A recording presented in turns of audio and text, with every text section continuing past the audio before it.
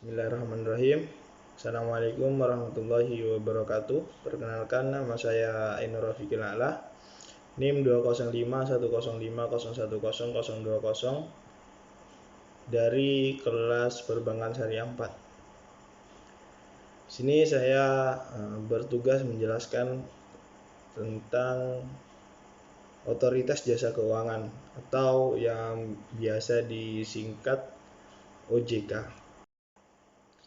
Yang pertama yaitu pengertian OJK. OJK atau Otoritas Jasa Keuangan adalah sebuah lembaga pengawas jasa keuangan seperti industri perbankan, pasar modal, reksadana, perusahaan pembiayaan, terus dana pensiun dan asuransi yang sudah harus terbentuk pada tahun 2010.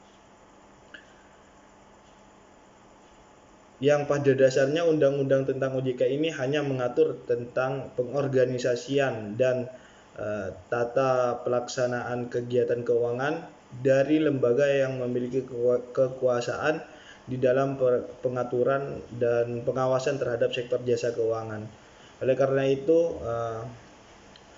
dengan dibentuknya OJK diharapkan dapat mencapai mekanisme sebuah organisasi, sebuah koordinasi yang lebih efektif dalam penanganan masalah-masalah yang timbul di dalam sistem keuangan.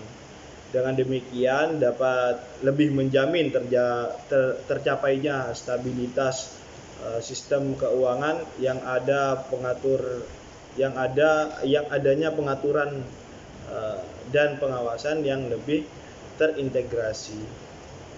Yang kedua yaitu dasar hukum OJK, dasar hukum Otoritas Jasa Keuangan. Berdasarkan pasal 34 Undang-Undang Nomor 3 Tahun 2004 tentang perubahan atas Undang-Undang Nomor 23 Tahun 1999 tentang Bank Indonesia atau BI. Pemerintah diamanatkan membentuk lembaga pengawasan sektor jasa keuangan yang independen selambat-lambatnya akhir tahun 2010 dengan nama Otoritas Jasa Keuangan.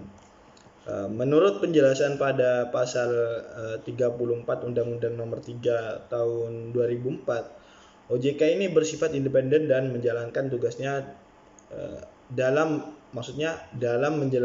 menjalankan tugasnya dan kedudukannya yang berada di luar pemerintah dan berkewajiban menyampaikan laporan kepada Badan Pemeriksa Keuangan atau BPK dan Dewan Perwakilan Rakyat atau DPR. Yang ketiga yaitu peran dan fungsi OJK dalam sistem keuangan. OJK ini memiliki peran yang penting dalam menjaga daya saing dan meningkatkan perekonomian di Indonesia. Dibentuknya OJK ini adalah untuk memenuhi dan melindungi kebutuhan dan kepentingan masyarakat, mewujudkan sistem keuangan yang stabil dan berkelanjutan, dan juga terselenggaranya sistem keuangan yang teratur, adil, akuntabel, dan transparan. Di peran dan fungsi Otoritas Jasa Keuangan dalam sistem keuangan ini memiliki wewenang yang pertama yaitu pengawasan dan pengaturan keuangan bank, yaitu izin pendirian bank, pembukaan cabang bank, anggaran dasar, rencana kerja, dan lain-lain. Yang kedua yaitu untuk pengawasan kegiatan perbankan termasuk sumber pembiayaan, penyediaan dana, dan aktivitas bank pada sektor jasa. Yang ketiga yaitu pengawasan dalam pengaturan dan pengawasan kesehatan bank, meliputi likuiditas, profitabilitas, solvabilitas, dan lain sebagainya. Yang keempat yaitu pengawasan dan pengaturan yang terkait dengan aspek kehati-hatian bank, termasuk manajemen risiko dan yang lain-lain. Dan yang terakhir yaitu peran dan fungsi OJK dalam perspektif Islam. aktivitas pengawasan dan pengendalian yang dilakukan oleh OJK tersebut dijelaskan dalam ajaran Islam yang terdapat di dalam Al-Quran dan hadis.